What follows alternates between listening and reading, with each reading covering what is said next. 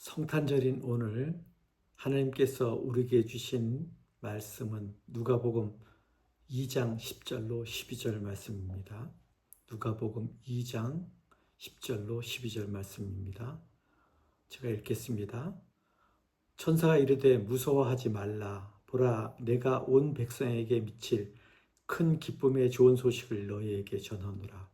오늘 다윗의 동네에 너희를 위하여 구주가 나셨으니 곧 그리스도 주시니라. 너희가 가서 강보에 쌓여 구유에 누워 있는 아기를 보리니 이것이 너희에게 표적이니라 하더니. 이는 하나님 말씀입니다.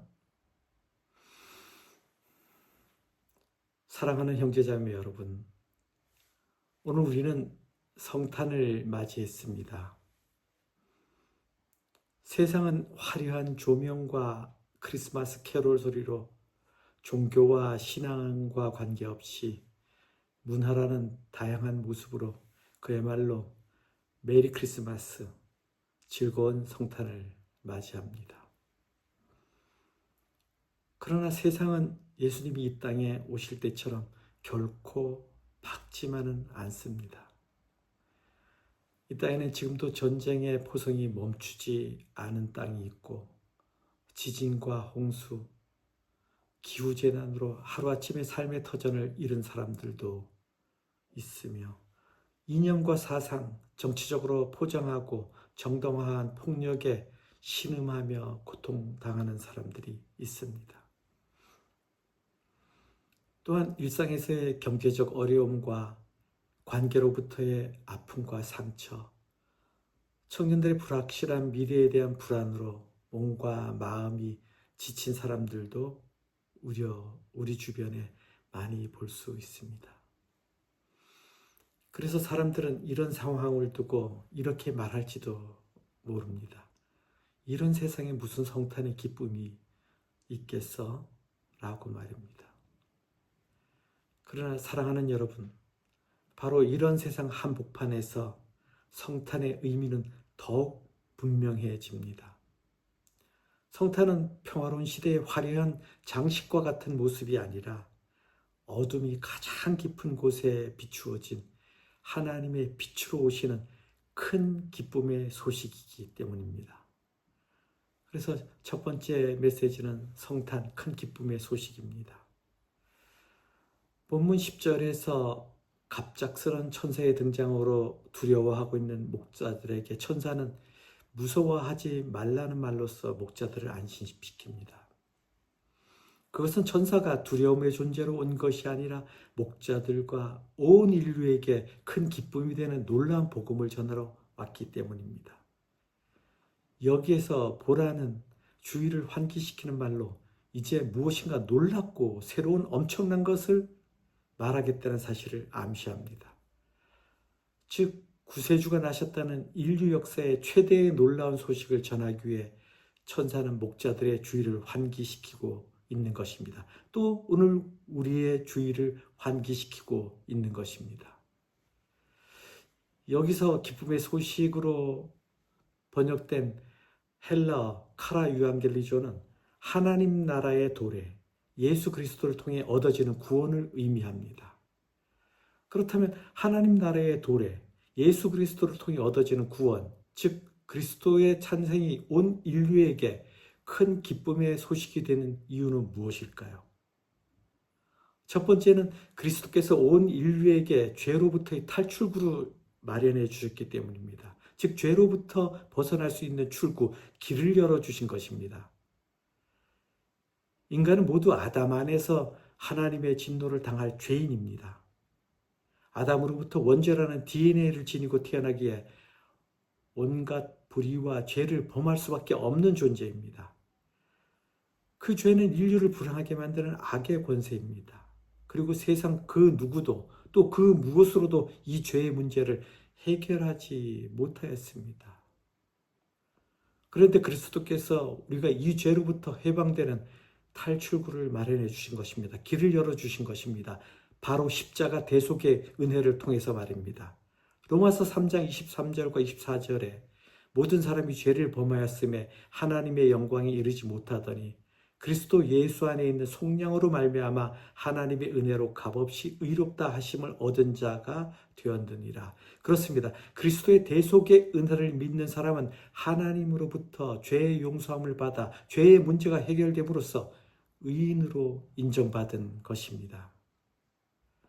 두 번째는 그리스도께서 인류 최대의 문제인 죽음의 문제를 해결해 주셨기 때문입니다. 죽음의 문제는 그리스도께서 오시기 전부터 인류가 풀지 못한 숙제였습니다. 그리스도께서 오시기 전까지는 인류가 풀지 못한 숙제였습니다. 모든 인류는 태어나면서부터 죽어가는 존재였습니다. 사람들은 누구나 죽기를 원치 않았지만 다 죽음을 피하지 못했습니다. 죽음은 이 세상에서 가장 확실한 사실이며 절대 운명이요 온 인류의 보편적인 비극입니다. 나도 죽고 여러분도 죽습니다. 반드시 우리 모두는 다 죽습니다. 그래서 사람들은 이 죽음의 문제를 해결하고자 불로초를 구하고 자신들만의 종교를 만들어 의지하고 생명공학이라는 과학에 기대를 걸기도 합니다. 그러나 결국에는 모두 죽습니다. 그런데 그리스도께서 십자가에서 대속의 죽음을 당하시고 3일 만에 부활하심으로써 인류에게 죽음을 이길 수 있는 길이 열린 것입니다. 길을 열어주신 것입니다. 요한복음 3장 16절에 하나님이 이 세상을 이처럼 사랑하사 독생자를 주셨으니 이는 그를 믿는 자마다 멸망하지 않고 영생을 얻게 하려 하심이라. 아멘. 누구든지 주를 영접하고 십자가 대속의 은혜를 믿고 하나님을 섬기면, 하나님을 믿으면 그리스도처럼 죽음을 이기고 부활할 수 있게 된 것입니다. 뿐만 아니라 죽음 뒤에 있는 하나님의 영원한 멸망의 심판에서도 구원받을 수 있게 되었습니다. 영생을 얻게 되었습니다. 누가복음 1장 79절에 어둠과 죽음의 그늘에 앉은 자에게 비치고 우리 발을 평강의 길로 인도하시리로다 하리라. 그야말로 그리스도께서 탄생하심으로 진리와 생명의 길, 구원의 빛으로 인도받게 된 것입니다. 그러므로 예수 그리스도의 탄생은 어느 특정한 사람에게만 기쁜 소식이 아니라 저와 여러분, 아니 온 인류 모두에게 기쁨의 좋은 소식이 되는 것입니다. 여러분, 세상에서 이보다 더 기쁜 소식이 어디 있겠습니까? 예수 그리스도를 믿음으로 죄를 용서받고 구원받아 영생을 누리는 축복, 이 소식이 바로 복음입니다. 그리고 하나님은 이 복을 만방에 전하길 원하십니다. 첫 복음, 기쁨의 첫 소식은 천사가 전해 주었으나 이제는 그리스도를 믿음으로 그 은혜를 누리는 우리가 전해야 할 때입니다. 그래서 예수님의 탄생을 이렇게 선포합니다. 세상의 어둠이 아무리 깊어도 빛은 이미 임했다. 그러므로 이미 이 땅에 그리고 우리에게 임한 그 빛, 그 소망의 기쁜 소식을 땅 끝까지 전하는 저와 여러분 되길 소원합니다. 두 번째 메시지는 성자 하나님, 가장 낮은 자리로 오신 구원자 예수입니다. 11절에 오늘 다윗의 동네에 너희를 위하여 구주가 나셨으니 곧 그리스도 주시니라. 여기서 구주의 헬라어 소테리는 세이비어, 영어로 세이비어, 구주, 딜리버러, 구원자란 뜻으로 구약에서 하나님을 가리키는 이름으로 사용됨으로써 하나님이 구원자이심을 구약 전반에 걸쳐 선포하는 메시지를 담은 이름입니다.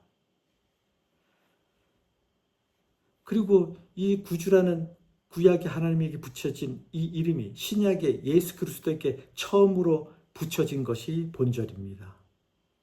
이처럼 누가는 성부 하나님께만 붙여진 이름을 예수님에게도 적용시킴으로써 예수님이 바로 하나님이심을 보여주고 있습니다.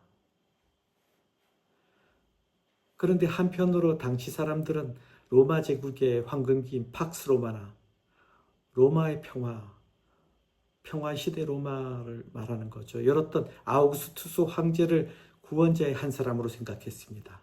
그것은 그가 모든 전쟁을 종식시키고 모든 전쟁을 끝내고 로마 제국의 평화를 가져올 것이라고 생각했기 때문입니다.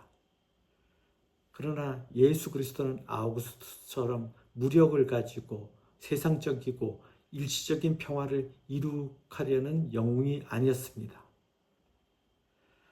자신의 희생을 통하여 그의 백성을, 온 인류를 가난과 질병, 전쟁과 같은 세상의 모든 불의의 뿌리요 근원인 죄로부터 영원히 건져낼 구원자이셨습니다. 그리고 하나님의 구원 계획은 세상의 성탄처럼 요란하지도 분주하지도 화려하지도 않았습니다. 예수님이 오신 것은 궁전이 아니라 마구간이었습니다. 예수님이 오시는 소식은 세상 권세자인 황제에게가 아니라 가난하고 천한 목자들에게 전해졌습니다. 예수님이 오시는 소식은 강한 자가 아니라 가난하고 약한 자들에게 먼저 기쁨의 소식이 전하여졌습니다. 그리고 예수님은 높은 곳에서 힘으로 세상을 구원하지 않으셨습니다. 인간의 몸으로 오셔서 우리의 삶 속으로, 우리의 고통 한가운데로 직접 들어오셨습니다. 그래서 성탄은 우리에게 이렇게 말합니다. 너의 고통을 하나님은 모른 척하지 않으신다. 낮고 천한 자리까지 내려오신 임마누엘의 주님, 임마누엘의 주님, 그 하나님이 너와 함께 계신다고 말입니다. 세 번째 메시지는 절망의 밤에 울려 퍼진 희망의 노래입니다. 절망의 밤에 울려 퍼진 희망의 노래. 12절의 표적의 헬라어 세메오는 어떤 사실이나 사물을 다른 것과 명확하게 구분하기 위한 표시, 마크, 그리고 미래의 어떤 일에 대한 징조, 사인을 의미하는 말입니다. 본문에서는 구주가 구유에 누워있어 보통 아기들과 다르다는 사실을 암시합니다. 천사가 아기 예수께서 궁전의 안락한 침대가 아닌 구유에 누워있다고 하는 말은 예수께서 모든 사람을 섬기는 하나님의 종의 사명을 가지고 이 땅에 오셨음을 보여주는 상징적인 의미를 담고 있습니다. 그리고 예수님이 태어나신 그 밤은 결코 평온한 밤이 아니었습니다. 로마 제국은 강력한 권력과 시베리안 통치로서 정치적 안정과 제국 전반의 경제적 번영을 구가했습니다. 그래서 팍스 로마의 평화의 시대를 열었습니다. 그러나 유대인과 같은 피지배 민족들에게는 정치적 억압과 예수님 탄생 당시 세금 징수를 위한 인구조사와 같은 경제적 착취와 종교적 박해로 순환과 고통을 당하던 암울한 시대였습니다.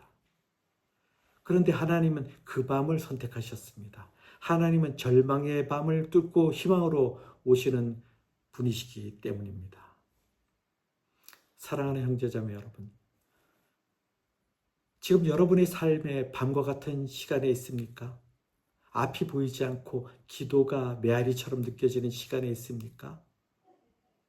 성탄은 우리에게 말합니다. 하나님은 이미 그 밤에 오셨다. 그러므로 그 밤이 끝이 아니라 구원의 시작이다 라고 말입니다. 그 구원의 주님께서 오늘 이 밤에 어두움을 뚫고 빛으로 저와 여러분에게 오셨음을 믿고 감사함으로 주님 주시는 평강의 기쁨을 누리는 저와 여러분 되길 소원합니다. 네 번째 메시지는 교회는 성탄의 희망을 세상에 전하는 공동체입니다. 세상의 성탄은 수백만 개 전구의 조명과 같은 화려한 불빛으로 거리를 밝히고 또 크리스마스 마켓과 같은 다양한 형태의 상점들로 활기찬 축제와 같은 분위기를 즐깁니다. 교회들도 그동안 준비했던 예수님 탄생을 재현하고 축하하는 성탄 발표회와 크리스마스 칸타타 등으로 분주하고 들뜬 풍경입니다. 그러나 성탄은 단지 기억하고 기념하는 축제와 같은 사건이 아니라 차분히 성탄의 기억을 명심하며 우리의 삶의 자리에서 살아내야 할 사명입니다. 낮아지신 그리스도를 따르는 교회된 우리는 어두움 속에서 고통받는 이웃 곁으로 다가가야 하고 눈물 흘리는 자와 함께 울며 절망 속에 있는 이들에게 말해야 합니다. 당신은 혼자가 아닙니다. 하나님은 이미 당신에게 오셨고 하나님은 여전히 당신과 함께 계십니다. 우리가 내미는 작은 손길, 우리가 전하는 한마디의 위로, 우리가 드리는 한마디의 기도 속에 성탄의 빛은 계속해서 세상으로 흘러갈 것입니다. 말씀을 정리합니다. 사랑하는 형제자매 여러분, 하나님의 나라는 높은 곳에서 시작되지 않았습니다. 낮고 천한 마국간에서, 눈물의 자리에서, 가난한 마음 곁에서 시작되었습니다. 오늘 성탄절에 우리가 붙들어야 할 고백은 이것입니다. 세상은 여전히 흔들리지만, 세상은 여전히 어둡지만 하나님은 이미 우리 가운데 빛으로 오셨습니다. 전쟁보다, 재난보다, 세상 그 무엇보다 크신 하나님, 절망보다 깊이 우리를 사랑하시는 신실하신 하나님이 예수 그리스도로 이 땅에 빛으로 오셨습니다. 이 성탄절, 낮고 천한 자리에서 울고 있는 모든 이들에게, 그리고 우리 자신의 지친 마음 가운데 이 기쁨의 고백이 울려 퍼지기를 소망합니다. 오늘 우리를 위하여 구주가 나셨다. 오늘 우리를 위하여 구주가 나셨다. 오늘 성탄을 맞아 우리의 구원주로 오신 예수님을 기뻐하며 다시 오실 예수님을 기대하며 온전히 주님께 내 삶을 맡기는 새로운 믿음의 경주를 시작하는 저와 여러분 되길 소원하며 말씀을 마치겠습니다. 아멘.